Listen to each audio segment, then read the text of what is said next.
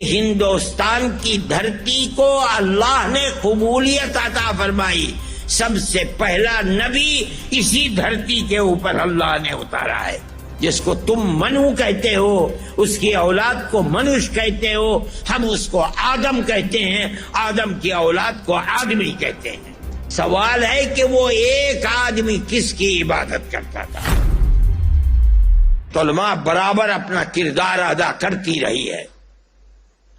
مسلمانوں کے مسائل ہو کہ ہندوؤں کے مسائل ہو، ہم نے کبھی مذہب کی بنیاد کے اوپر کوئی معاملہ نہیں کیا.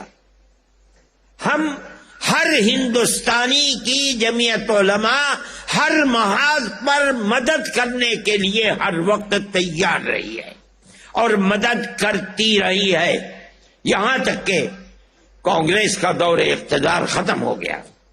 ہم کہتے تھے کہ جو لوگ گاندھی کیپ پہن کر اور گاڑھا کھدر اپنے جسم پر لگا کر اپنے آپ کو کانگریسی کہتے ہیں، یہ کانگریسی نہیں ہے.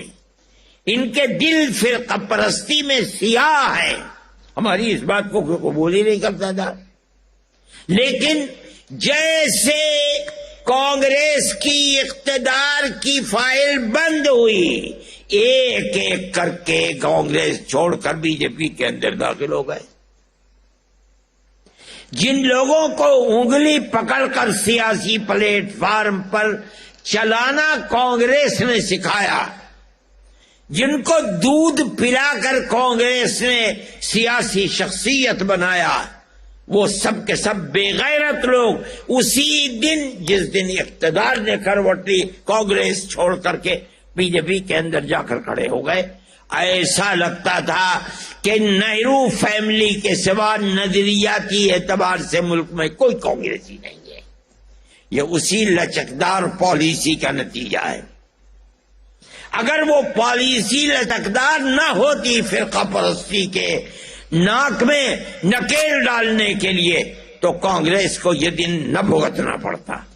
لیکن ایسا ہی ہوا. میرے بھائی، میں مختصر بات کہتا ہوں، وقت کم رہ گیا ہے. یہاں تک کہ کو کانگریس باہر ہو گئی اور کرناٹک کا الیکشن آیا. کرناٹک کا پورا الیکشن مسلم نفرت کے اوپر مبنی ہے.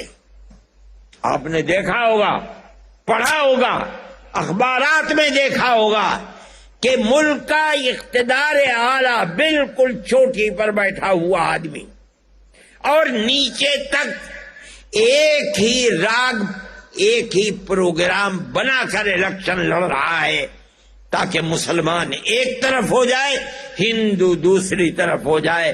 ہندو کا ووٹ ہمیں ملے، ہمیں مسلمان کے ووٹ کی ضرورت نہیں ہے. جمعیت علماء دیکھ رہی تھی، ورکرز جمعیت علماء کے اپنا کام کر رہے تھے. میں کہتا ہوں یہاں تک کہ انہوں نے اپنے مینیفیسٹو کے اندر یہ بات کہی کہ ہم بجرنگ دل کے اوپر، پاپولر فرنٹ کے اوپر پابندی لگائیں گے. ہمیں کوئی فکر نہیں کہ پاپولر فرنٹ کا، پاپولر فرنٹ عمل نہیں ہے، رد عمل ہے. اگر بجرنگ دل کی مسلم دشمن پالیسی نہ ہوتی، پاپولر فرنٹ جنم نہ لیتا. آپ بجرنگ دل کے اوپر پابندی لگائیے، ہمیں کوئی افسوس نہیں ہے. 100 پاپولر فرنٹ کے اوپر پابندی لگا دیجیے، ملک میں امن تو قائم رہے. انہوں نے کہا، لوگ یہ کہتے رہے کہ برا کیا، الیکشن پر اثر پڑے گا. ہم تو خاموش تھے، ہم نے نہیں کہا. ہم سمجھتے تھے کہ طاقت ملے گی. مسلمان کو محسوس تو ہوگا کہ کانگریس کو اپنی غلطی کا احساس ہے، ہم کانگریس کی جڑوں کو مضبوط کریں گے. میں کہتا ہوں 95 نہیں 98% مسلمان نے کرناٹک کے اندر کانگریس کو ووٹ دیا ہے.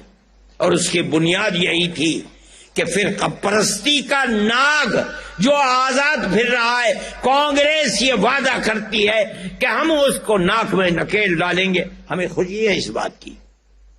اس کا تصور نہیں ہوتا تھا کہ کانگریس اس قوت کے ساتھ آگے آئے گی۔